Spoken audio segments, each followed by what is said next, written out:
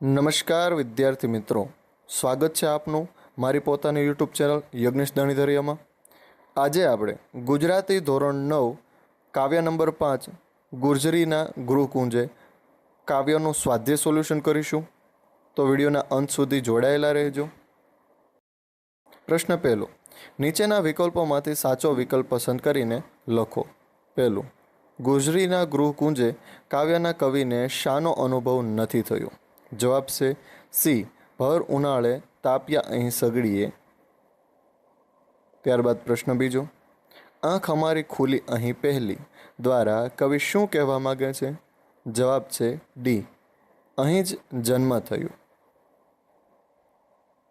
પ્રશ્ન નંબર 3, જીવનની સફળતા નિષ્ફળતાનો ઉલ્લેખ ક્યાં જોવા મળે છે?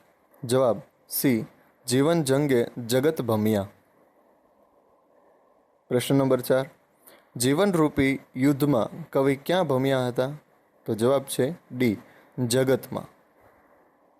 ત્યારબાદ પ્રશ્ન બીજો, નીચેના પ્રશ્નોના 2-3 વાક્યોમાં ઉત્તર લખો. પહેલું, કવિનો પ્રારંભના જીવન માટેનો પહેલો અનુભવ શું હતો? જવાબ, કવિનો પ્રારંભના જીવન માટેનો પહેલો અનુભવ હતો કે ગુજરીના ગૃહકુંજે એમનો જન્મ થયો. અહીં પાપા પગલી માંડી, એમના યૌવાનની વાદળી પણ અહીં જ વરસતી, એમનું યૌવાન પણ અહીં જ પાંગ્યું હતું, એટલે કે ખીલ્યું હતું.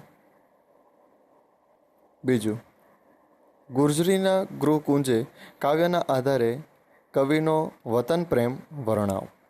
જવાબ, કવિનો જન્મ પણ અહીં જ થયો હતો, તેમનું બાળપણ અહીં વીત્યું, વતનમાં જ 3 ઋતુઓનો અનુભવ કર્યો, તેમજ ખેતરોમાં, ડુંગરોમાં, કોતરોમાં ઘૂમ્યા, નદીમાં નાહ્યા પણ વળે. આ વતનમાં જ આનંદ કિલ્લોલ કર્યો, અનેક સુખ દુઃખો આવ્યા, જગત આખું ફર્યા, પણ વતન જેવું સુખ ક્યાંય મળ્યું નહીં. ગમે ત્યાં ગયા પણ કવિ વતનની જે માયાને ક્યારેય ભૂલ્યા નથી. આમ કાવ્યની દરેક પંક્તિમાં કવિનો વતન પ્રેમ દર્શાવ્યો છે.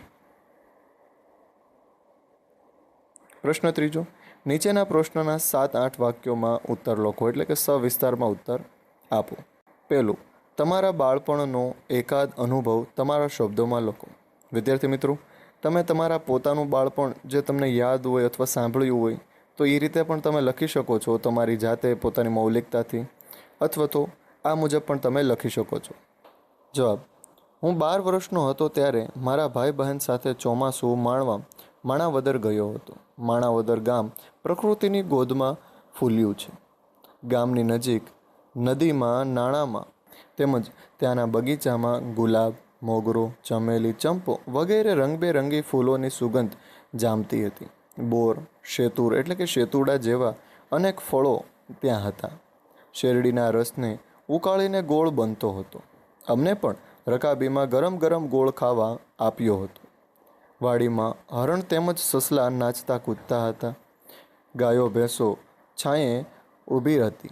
વાડીમાં કોયલના ટહુકા, મંદિરોના શિખર પર ટહુકતો મોર, આકાશનું મેઘધનુષ ઉપરાંત વર્ષાને વધાવતા નૃત્ય કરી રહેલો મોર, કુદરતની રમણીય સૃષ્ટિમાં વિહરવાનો આનંદ એ અમે મારો શ્રેષ્ઠ અનુભવ હતો. ત્યારબાદ બીજો પ્રશ્ન, ગુર્જરીના ગૃહકુંજે કાવ્યના આધારે ગુજરાતનું ગૌરવ દર્શાવતા મુદ્દા લખો.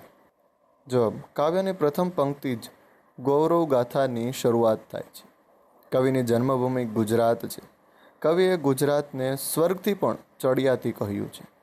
ગુજરાતની સૌંદર્ય સૃષ્ટિ અવર્ણનીય છે, જે શિયાળામાં તાપણાથી ઠંડીમાં ઉષ્મા આપે છે. વસંત ઋતુમાં કોયલનો ટહુકાર સંભળાય છે. અષાઢ માસમાં વાદળોની ગાજવીજ સંભળાય છે. કુદરતે ગુજરાતને ખેતરો, ડુંગરો, પોતરો અને નદીઓથી શણગાર્યું છે. ગુજરાત અર્થાત વતનની માયાનો મમતાળુ સ્પર્શ જ માનવીને અનેરું જીવન જીવવાનો સાથ આપે છે. આ છે ગૌરવવતી ગુજરાત.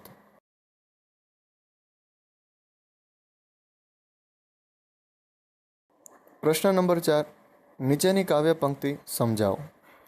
આંખ અમારી ખુલી અહીં પહેલી પગલી ભરી અહીં પહેલી, અહીં અમારો યૌવાન કેરી વાદળીઓ વરસેલી. સમજૂતી. બાળક જન્મતાની સાથે આંખો ખોલીને ચારે તરફ જુએ છે. કવિનો જન્મ એમની જન્મભૂમિ ગુજરાતમાં થયો. તેમણે અહીં જ પહેલી પગલી ભરી, અહીં જ એમનું બાળપણ વીત્યું. જેમ વાદળી વરસે અને અનાજ પાકે, એમ કવિનું યૌવન પણ અહીં જ ખીલ્યું હતું. જો તમને મારો વિડીયો પસંદ આવ્યો હોય તો મારી ચેનલ સાથે જોડાયેલા રહેજો. મારી ચેનલની અંદર તમને ગુજરાતી ધોરણ 6 થી 9 સુધી દરેક પાઠની સ્વાધ્યાય સમજૂતી તમને મળી રહેશે. તો મારી ચેનલ સાથે જોડાયેલા રહેજો. ફરી આપણે નવા વિડીયો લઈને મળશું. ત્યાં સુધી બધાને જય હિન્દ, જય ભારત, જય જય ગરવી ગુજરાત.